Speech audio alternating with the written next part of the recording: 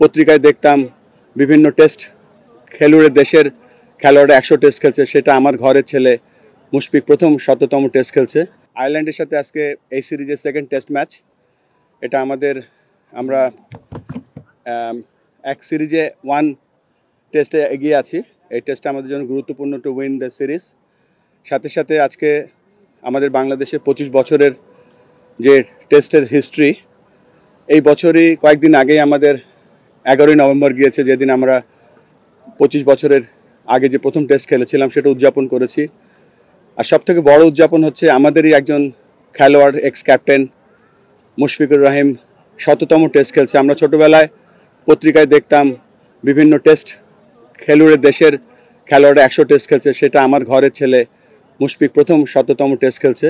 তো আজকের দিনটা শুধুমাত্র টেস্ট ক্রিকেটের জন্য আমাদের জন্য একটা অত্যন্ত একটা মাইল ফলক আজকে আমরা পাস করলাম। এবং আজকে আমাদের মাঝে উপস্থিত হয়েছেন আমাদের সম্মানিত উপদেষ্টা, তিনি আজকে এসে মুশফিকুর রহিমকে উইশ করেছেন। এবং আমরা যেই অবস্থায় আছি আজকে যেই টেস্টে সোফার একটা ভালো পজিশনে আছি। So thank you for all the support.